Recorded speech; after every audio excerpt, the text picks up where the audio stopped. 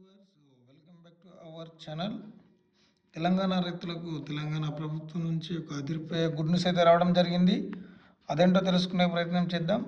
ఇంకా వీడియో విషయానికి వచ్చినట్లయితే ఉపాధి హామీ సభ్యులకు మాత్రమే ఇంద్రమ్మ ఆత్మీయ భరోసా ఇస్తామని ప్రకటించడం జరిగింది. అయితే తెలంగాణ డిప్యూటీ సీఎం బట్టి విక్రమార్క గారు మీడియాతో మాట్లాడుతూ ఉపాధి హామీ పథకంలో సభ్యులకు ఇంద్రమ్మ ఆత్మీయ భరోసాకు అర్హులు అవుతారన్నారు. సెంటు భూమి లేని వారికి వర్తిస్తుందని వెల్లడించారు. ఇక ఇంద్రమ్మ ఇళ్లకు సంబంధించిన స్పష్టత ప్రభుత్వం వద్ద ఉంది అని చెప్పారు. అధికారులు ఇంద్రమ్మ కమిటీలు సమన్వయంతో పనిచేయాలని కూడా కోరారు. అదే గ్రామాల్లో గ్రామసభ డయాస్ను ఏర్పాటు చర్చించాలని కూడా తెలిపారు. గ్రామాల్లో 3 చోట్ల ఫ్లెక్సీలను ఏర్పాటు చేయాలని బట్టి విక్రమార్క గారు వివరించారు.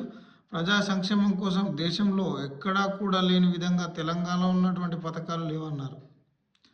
రైతు రుణమాఫీ, ధాన్యం కొనుగోలులో బోనస్ వంటివి చారిత్రాత్మకమైన పథకాలని తెలంగాణ ప్రభుత్వం ఇస్తుందని తెలిపారు.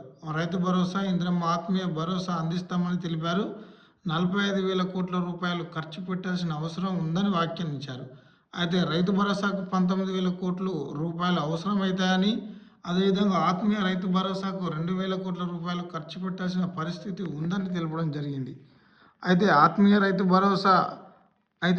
ఇంద్రమ్మ ఆత్మీయ భరోసాకు ఉపాధి హామీ పథకానికి సంబంధించినటువంటి జాబ్ కార్డు ఉన్న వారు మాత్రమే అర్హులు అవుతారని, ఈ కార్డు తప్పనిసరి అని ఈ సందర్భంగా తెలంగాణ ఉప ముఖ్యమంత్రి బట్టి విక్రమార్క గారు అయితే పేర్కొనడం జరిగింది.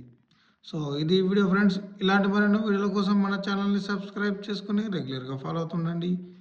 Thank you. నమస్తే.